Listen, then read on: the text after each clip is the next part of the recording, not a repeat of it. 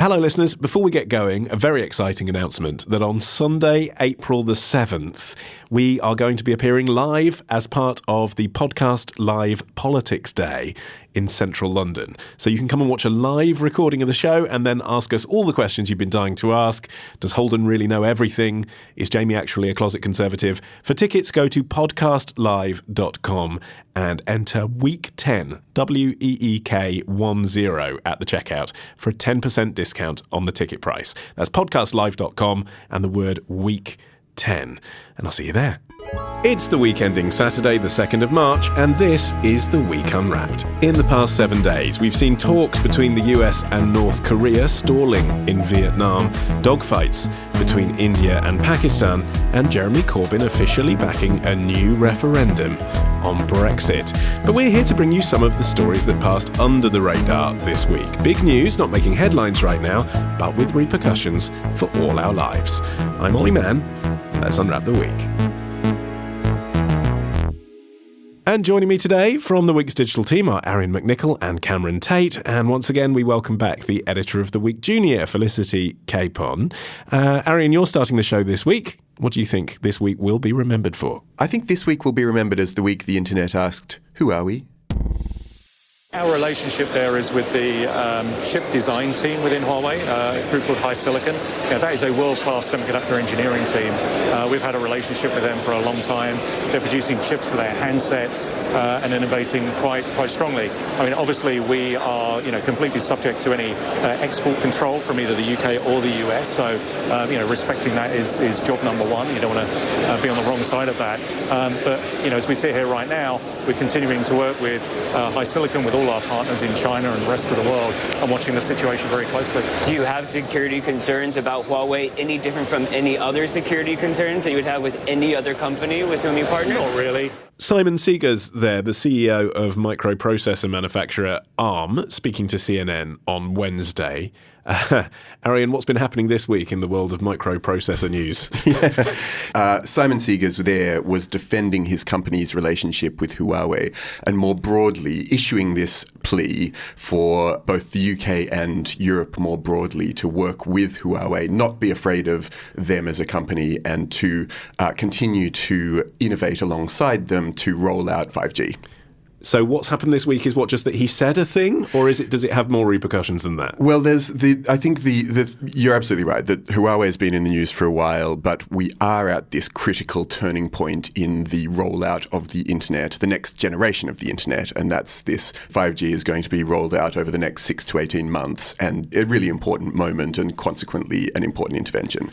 Okay, he's done it again, Cameron. He said 5G. I'm going to have to ask you as our resident tech head to explain what that means apart from just better than 4G. I picked the right week to come on. So 5G is a mobile network, a network connection that is, on the surface, we'll see it as a faster connection to 4G. So when you buy a brand new phone and it's capable of connecting to 5G, you'll see faster download speeds on your phone. However, you will be able to stream the Week Unwrapped through your fridge seamlessly. It'll be magnificent. Uh-huh. However, unlike 4G, which was a relatively simple wireless connection and mainly tailored for mobile phones, 5G is a network that has far more applications. We could see it in everything from driverless cars to, as you just said, smart fridges. And Huawei are crucial to the infrastructure of that, are they? You can't have 5G without them? So there are a lot of companies vying for 5G coverage in different countries. The only thing is that Chinese firms are well ahead of everybody else, particularly Huawei. So Huawei is a huge tech firm, and because this is kind of a race, people want to get 5G into their country as quickly as possible. Huawei is one of the best options. Okay, well, Felicity, get ready then for one of our classic catchphrases. Should we be worried about China? I'm not sure, to be honest. I think if you listen to what the US is saying and what Pence has been saying recently, you would think, yes, do be worried. And the US certainly is. And they're trying to influence Western companies and sort of warn their Western allies by saying, if you start using Huawei technology, then, we might have a problem with that, because they're very worried about cyber espionage and the potential for China to seemingly have a lot of power, a lot of data retention going back to Beijing, which they could use for all sorts of nefarious activities. It's a debate. I mean, the UK isn't so worried about it. So Rob Robert Hannigan, who is the former head of GCHQ, said this week, I think, assertions that any Chinese technology in any part of a 5G network represents an unacceptable risk are nonsense. So they're not buying into it. And actually, there isn't any evidence or proof at the moment that the Chinese government is using data in a bad way. Well, there is and there isn't. There was a case... as the Chinese proverb famously says. Yeah. There was a case earlier last year where Huawei's technology had been integrated into the African Union head office in Ethiopia, and late at night it was found to be transmitting massive amounts of data back to an unknown location in China. So there is this feeling among some companies that, and some parts of the world, that China is in bed with Huawei, and so there is a concern among some people. On the other hand, GCHQ and the NSA have both been looking very closely at Huawei tech and trying to dig into it and make sure that there's no actual security flaws and no hidden spy technology. So it is an unknown question. I think it's also probably worth pointing out that Ren Zhengfei, who is the founder of Huawei, he used to be in the People's Liberation Army, and I think is very closely tied to the Chinese government. And I think beyond that, it's a point of contention as to whether any Chinese company is actually fully independent of its government in a way that we're perhaps not used to in Western countries. And also, Huawei means in Chinese the success of the Chinese people. So. But Cameron, we just heard there the British CEO of a British company saying he's still prepared to work with Huawei and it's important to do so. And they are independent of our government, or more so than Felicity suggesting that Chinese companies are. So obviously he's taken a look around and thought no one else is rivaling their technology at the moment. They are the only choice, really. Yeah. And that's the problem, isn't it? I mean, there's no one else really doing what they're doing in terms of matching, I guess, a customer-facing brand and that infrastructure of all that telephonics under the surface. What's really interesting is the way that I've read about it is that people liken it a little bit to the space race. It's not really a case of people offering multiple networks. It'll be one company that dominates them all. So yeah, in England we'll have the likes of EE and O2 and Vodafone. They're all rolling out 5G networks this year. But if you've got one dominating company like Huawei, what the competition offers is going to seem relatively rubbish in comparison. So it is a smart idea for tech companies to evaluate this technology and go, look, if this is something that we can work with, then maybe we should put our faith into it. And let's not forget, if we actually look back at some of the concerns that are over Huawei, they start from about 6 years ago of when the technology was relatively in its infancy. And the problem that people had is that it had major security flaws, which they said could be opened by governments. I assume, again, because the allegations are very vague, that most of those security flaws have been plugged recently. Incidentally, that customer brand that I made reference to, the fact that you can go out and buy a Huawei phone, I had a P20 for a while, it was good. Is that part of their soft power? I mean, I can't imagine they make a lot of profit from that. Do you think the strategy there is simply getting people like us to know who they are so we don't feel threatened when these kind of conversations come up about the infrastructure? I guess it puts the Huawei brand basically out in the market if you've got that, because there are loads of tech companies that we've never heard of that are integral to the way that we use technology today. Obviously, Huawei, if they've got a smartphone brand, it's just a little bit more tangible. It strikes me as a bit like, Amazon sort of power like 1/3 of the world's websites or whatever it is through their cloud services, but it just feels less scary because, everyone buys their books on Amazon. I think absolutely. And it's also a rallying point for Chinese people who previously were buying Apple phones, but now apparently Apple is almost entirely dead in China because you can buy phones that are pretty much as good, if not better, from Huawei. But I think that question about whether we do need to be concerned about even the idea of working with Huawei is a really important one. And there was this really interesting episode of the Daily Podcast, the New York Times' regular podcast this week, entitled Why Controlling 5G Means Controlling the World. And they were talking about the fact that if at this critical point Western countries don't work with China on the rollout of this infrastructure, we'll see even more of this balkanization of the internet that is already happening, where you get one internet in China and another internet in most of the other parts of the world. And if China's internet is rolled out further because it's cheaper, because it's better at this stage, and it goes to lots of countries that just need an internet of some kind, then I think that there's a risk that you'll see the Western internet in some countries and the Chinese internet in other countries, and the two won't talk. So almost you need to make sure that the communication is still going on, because otherwise you're going to just heighten that problem. And Felicity, whether or not there are data leaks and breaches, and whether or not the Chinese government is going to use this technology to spy on the rest of the world, and all those kind of conspiratorial concerns, whether or not those are legitimate or not, could the upshot of any spat over this be that Huawei pull the plug on their 5G and we all end up with smart fridges that become dumb fridges and voice recognition software that can't hear us? What's the fear? I think that's it. I think the idea that you can unplug a country, basically, is the main fear that the US certainly is very, very worried about.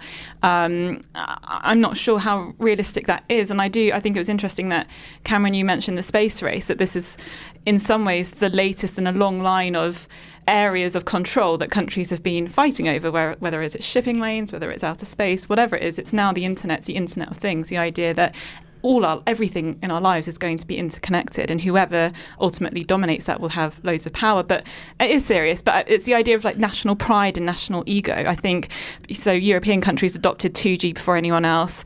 Japan had 3G. The US dominated the launch of 4G. I think this is China desperately who wants to get there first, and the US is, ultimately unhappy about that. It is a sort of battle of the egos. And the US have had that kind of involvement in other technologies, haven't they, Cameron? That's what they're regretting the opportunity to keep hold of. I'm thinking about things like GPS satellites. Oh, totally. And even on the consumer side, I mean, look what the US has done for the smartphone, particularly in Apple's case.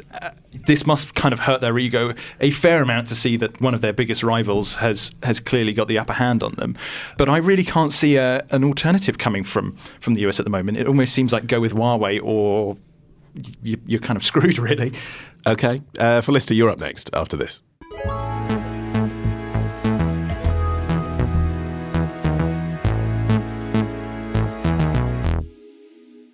Felicity, your turn. What do you think this week will be remembered for? In the words of Bob Dylan, mothers and fathers throughout the land, don't criticise what you can't understand. The times they are a-changin'. You know what's interesting about this group is I've been doing this for 30 years. I know what I'm doing. You come in here and you say it has to be my way or the highway. I don't respond to that. I've gotten elected. I just ran. I was elected by almost 1 million vote plurality. And I know what I'm doing. So, maybe people should listen a little bit. I hear what you're saying, but we're the people who voted you. You're supposed to listen to us. That's your How old are you? job. How old I'm are 16. I well, can't you didn't vote for me. That was California Senator Dianne Feinstein speaking to school children earlier this week, as filmed by the Sunrise Movement in the Bay Area of the USA. Felicity, out of context, that sounds like a pretty poor response from a politician to a group of children, but what details are we missing? Well, this is the debate that's been raging in the US, and it's an exchange, a very testy exchange that has gone viral, basically, because you have this very experienced and well-respected senator who, she's 85, who was confronted by a group of young people, some as young as 7, who are part of an environmental movement called Sunrise, who go to confront her. They want her to support the Green New Deal climate legislation.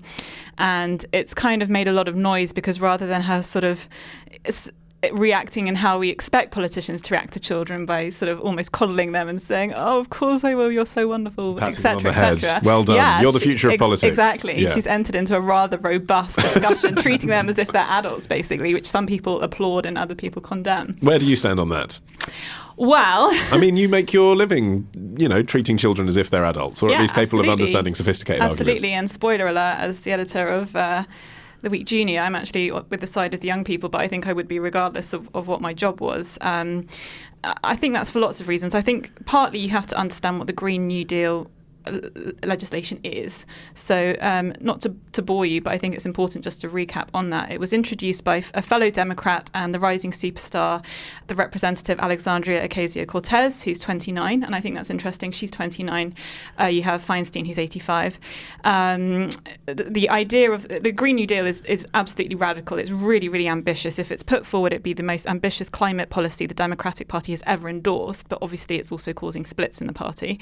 The resolution calls for a transition to 100% renewable energy by 2030, the upgrade of residential and industrial buildings to greater energy efficiency, the decarbonisation of manufacturing and agriculture, etc., etc. It's very ambitious. But actually, just in that précis of the document, it's not surprising, is it, to conclude that an experienced senator is going to come to some complex conclusions about how that might be implemented. Sure, and as you listen to her, she's sort of saying, I've been doing this for 30 years. I know how politics in the US works. I know what I can pass and what I can't pass, and this simply will not pass. Because we can't make it pay or people's jobs are on the line. So again, to return to my question, should she have not said that? Or was it right that she did actually treat this as an adult proposition? I think it's good that she treated them seriously and had an adult conversation with them and didn't patronise them. And I think the children were kind of a little bit taken back by that. I also think the children were, they did interrupt her. They were a little bit bratty at times, I thought. But equally, I think the point is that she makes a point, I've been doing this for 30 years. In that time frame, nothing has been done on the issue of climate change, which is the biggest emergency and threat facing the US. And the point with the debate on climate change is that, as the kids rightly pointed out, it is their futures and their lives that will be affected and not hers. She's 85. Arion, you're nodding. Do you think that Feinstein sort of damned herself inadvertently with that comment? She's been there through this period where inaction has taken hold. Well, it's really unfortunate for her because actually Feinstein's record on the environment is really strong and she has actually tended to be ahead of the curve rather than behind it.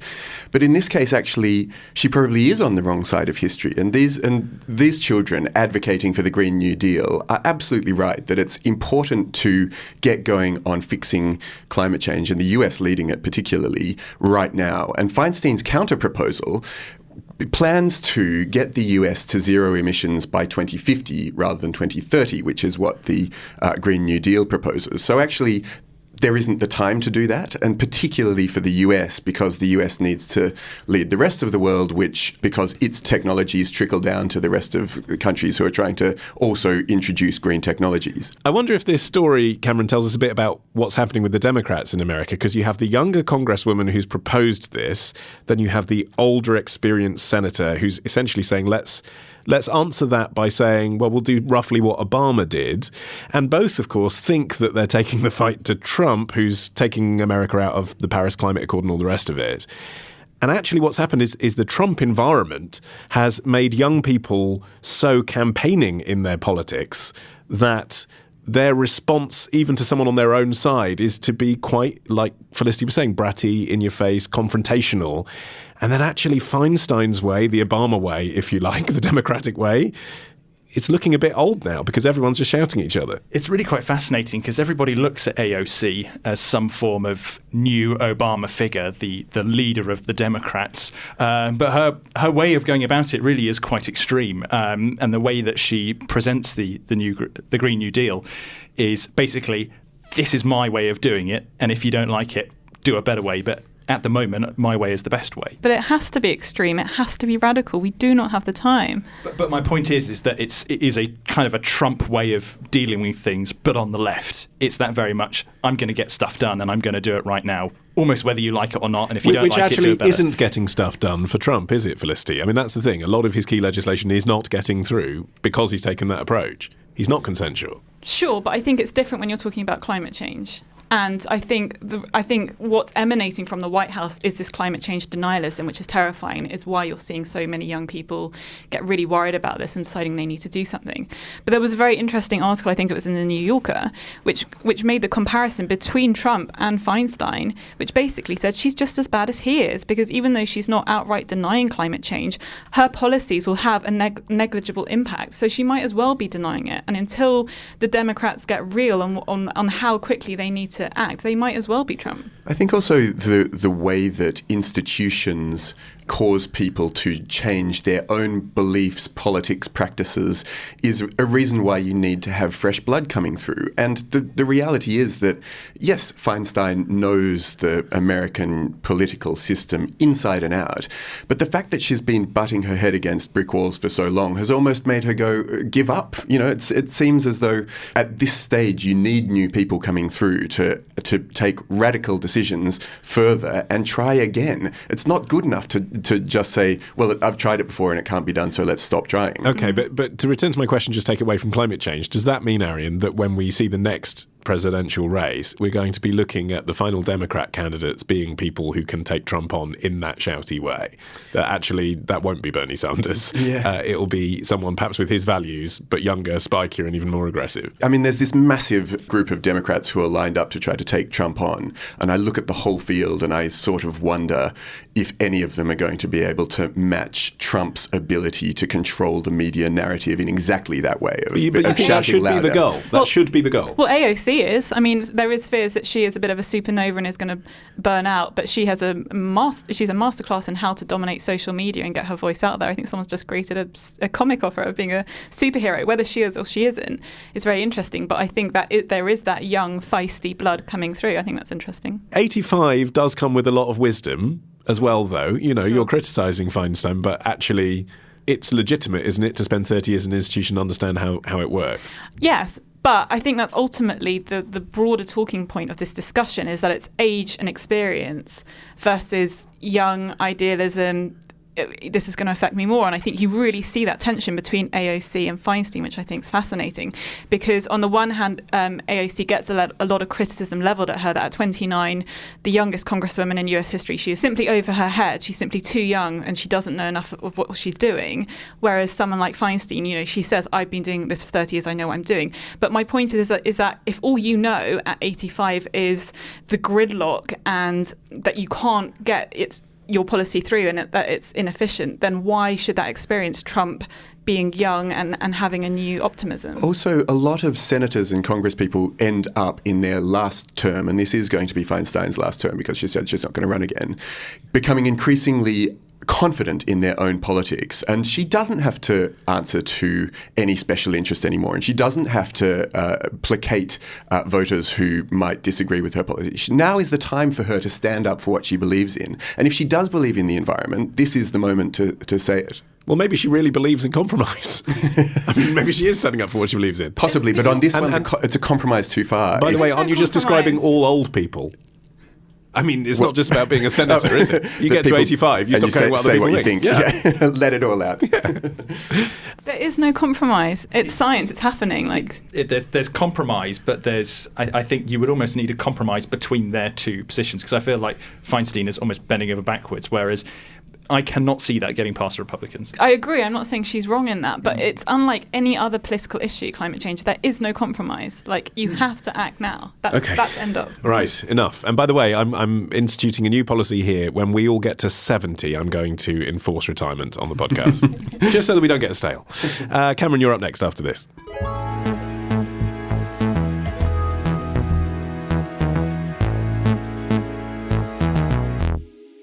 Okay, time for our third story of the week. And I should warn you, the conversation we're about to have discusses some material that you may find upsetting. Cameron, it's your turn. What do you think this week will be remembered for? Well, it's time we listened to the web's guardian angels. It's something that isn't pleasant to talk about. And so the workers who do content moderation are typically shielded from view.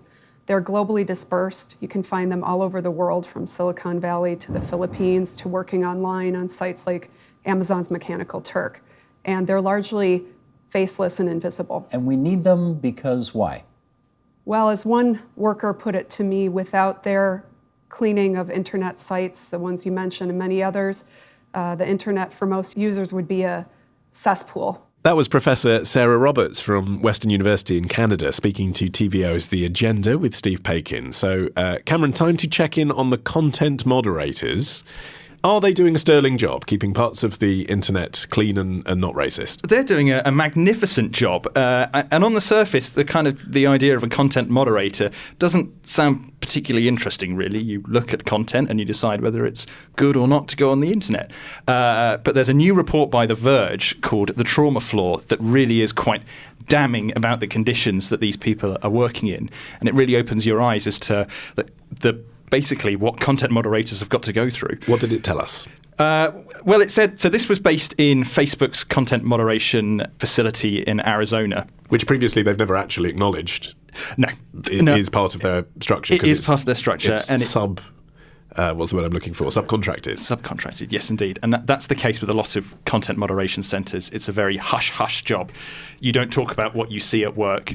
You don't talk about the horrors or even the company that you're working for. You have to suppress it. They're called Cognizant, which I think is a brilliant name for a relatively anonymous internet building. It is. I just imagine it being a completely blacked out Windows, but horrible. Yeah. Where do you work? Oh, I work at Cognizant. What do they do? Oh, you wouldn't understand the internet thing. So what this report has found is that people are actually getting really affected by the content that they're seeing. This isn't just a simple picture of somebody naked or someone with blood on their face. This is videos of people being beheaded. This is child sexual abuse videos that are going online. People have got to see thousands of these images every day, and they basically have to click a button that says this shouldn't be online, or raise it to a senior member, or this is absolutely fine. Yeah, it was a fascinating article. The bit that stuck in my mind was that it said there's not an official kind of time limit on how long they have to approve or disapprove of these videos, but to hit your targets generally, you're going to be getting through, I think it was like one every 30 seconds or every minute. I mean, it was fast. Yeah, definitely. And so people have likened it to a bit like a call centre. It's almost like this kind of sales floor kind of thing of where everything's got to be done really quickly, and you do have to meet your quota. But this is... I don't know, maybe at the end of the day you want to get through it quickly, because I wouldn't want to stare at these images for too long. Yeah, I mean, what did you think about this, Felicity? Because, like I said, it's a fascinating article. I must say, I sort of was reading it thinking, well, the author at The Verge clearly wants to expose this as terrible practice and everyone there is very traumatised. I was reading it and thinking, isn't this good? I mean, it's better that it exists than doesn't exist, isn't it? Facebook are actually, evidentially, doing what they said they'd do and get people to monitor the stuff that's put up there. And obviously there's a huge volume of it, and that's what it's going to be like. Well, sure. I mean, but at what cost to the mental health of these people? They're the lowest paid in Facebook, and they're the ones having to deal with horrendous stuff, which is clearly having an effect on them. But I think you're right. I think it is a horrible job that someone has to do, and they're not the only ones. You look at journalists, you look at activists, you look at detectives. I mean, they're seeing horrendous stuff. My last job for a news magazine, I was doing a story on online censorship in Germany, and I was in touch with a lawyer who was sending me some of the graphic images that he was seeing online, and with no kind of warning, he sent me through an email of a 7-year-old Syrian girl in a party dress decapitated with her head next to her, and it does have an effect on you, and there was no one really around me to kind of offer me any support or something like that. So what I'm trying to say, I'm going off on a bit of a tangent, but what I'm saying is there are lots of horrible jobs, and they do need doing, and this is one of them, unfortunately. And I think in the past there have been, certainly Zuckerberg's sort of been flirting with the idea that this is something AI can solve. Why not get AI to do this job that humans don't want to do? But unfortunately, and I'm sure Cam knows far more about this than I do, that the technology just isn't there. It's just not smart enough. It's not clever enough at the moment. Because some of those decisions have to be quite nuanced, don't they, Arian? Like, for example, two black people referring to each other by the N-word has a different context to a white person referring to a black person as the N-word, but even then there are layers of irony and reference and whatever. It's something that really a computer would struggle with. Yeah, I mean, there's a whole lot of levels on which there's big questions to ask ourselves about how much we're comfortable, A, handing over the censorship of the internet to a private company in the first place, but B, if we think that the job can't be done or shouldn't be done by humans, to hand it over to a computer system does raise all of those questions. And there was a famous case that emerged last year where Facebook censored and removed all appearances of that very famous photograph of a girl running down the street in Vietnam naked after her village had been bombed. And they removed it because there was child nudity. And the outcry was that it's a document of an important moment, and consequently it shouldn't come down like other images that depict similar things. So you're going to run into those problems in whichever way you go, whether it's human or it's AI moderated. We had the same thing with Tumblr last year. We actually spoke about it on the podcast in December, of where Tumblr was struggling to keep on top of images of child sexual abuse. So what they did is they just banned all forms of nudity on the site. Nothing can go up. And what happened is that you had lots of people from LGBT communities that maybe used nudity to express themselves, and they just were completely wiped off the website. So the systems just really aren't smart enough to cope with it. And but there isn't actually an option for Facebook to do that anyway, is there, even if they wanted to? Like, for Facebook to say, right, we're not having any more video uploads, I mean, that completely kills off their... Well, yeah, I mean, it's a real catch-22, because if you did have a sweeping move like that where you completely remove video uploads, you'd just be taking a massive part of their business model away. And this is something they couldn't really have foreseen when they put the website up in the first place, because just to say, this isn't exclusive to Facebook, this covers most major tech companies. But the internet was still relatively in its infancy at the time, and it's only you couldn't start a website about people talking to each other in universities and think people are going to put videos of decapitations on here soon. It's just something that it's just a symptom of the internet that has come about. But that does speak to the fact that Silicon Valley works on this disruptive basis of, well, let's just do it and see what happens. And whether or not you can predict that it's going to end up in that level of grim stuff, you know that human beings have a dark side. They're pretty grim, yeah. And I think even if AI can't solve these problems, there are things that Facebook can do and we can do to mitigate this kind of vicarious trauma that these people who are going through. I think be nice to each other. But also, don't put up a video of something disgusting. Well, yeah, in an ideal world, let's not be grim. But ask yourself before you post this. Yeah. Do you want someone else to actually see it? But it's also things like in the Verge report, things like their working conditions. These horrible regimented time slots. They don't really get proper breaks, as you were saying. But that's America, the number of posts isn't you've it? got to Isn't that every job in America? No, because they're also outsourcing it to places like India, where workers have to view 2,000 posts in an 8-hour shift. That's 4 posts a minute. And it's things like, luckily we now live in a time where we know a lot more about mental health, and there should be better support. This should be easy stuff. If you're doing a really tough job, there should be more support and help for these people. The other thing I would say is that I thought would be a very interesting social experiment to see the impact it's having on these people. I don't want to treat them like guinea pigs. But in the report, it was sort of saying that some of them were actually starting to believe the conspiracy theories that they're reading about. Someone said that they thought 9/11 was a hoax, all sorts of things, that it was changing the way they thought, and people having sex in random rooms in the building to get a dopamine hit, because it's just fascinating. Their kind of tragic, but fascinating. I think that the problem is that as well as we can understand mental health in this moment in history, the task that we're asking these people to do is one, and if you think back to your own experience of having to look at this one image, it's one that is not going to be easily solved by any amount of support. Getting people to look at even one image a day of some of the stuff that we've been talking about is going to be problematic. They don't have to do the job. No one's forcing them to do it, and some people must have a higher threshold for what they can and can't see. Because I gather that it's quite young people that are doing it. It's almost like, it's content moderation. It should be quite simple. I just see images and click yes or no. They do go through quite extensive training. I think it's about 4 weeks of training that they go through. But a lot of people don't seem mentally up for it. They do have counselling on site at the Arizona facility, but once you're out the door, that's it. You don't get any support. So people develop PTSD. And if you were in charge of Facebook for the day, Cameron, what would you do about this, having read this report in The Verge? Well, what I would do is I'd change the model in which content moderation is done. I wouldn't treat it as a call centre of where you get, several thousand people in their 20s and early 30s to go and check these posts. I would probably maybe even find people that were in the police, ex-private investigators or things like that, people that are toughened and they are strong enough to deal with this already. You'd have a much smaller team, but I think they'd be far more effective. But you've still got the same huge volume of ever-increasing volume of content. Yeah, but that's going to be life until the AI AI systems catch up with it. I think what we're discovering I would say. is running Facebook is hard. That is it from this edition of The Week Unwrapped. My thanks to Felicity Capon, Arion McNicoll and Mark Zuckerberg. Sorry, Cameron Tait. You can find a fully moderated back catalogue of all of our past episodes with all of Arion's obscenities removed when you subscribe for free. Just search for The Week Unwrapped on your podcast app of choice. I've been Olly Mann. Our music is by Tom Morby, the producer Matt Hill at Rethink Audio. Until we meet again to unwrap next week. Bye-bye.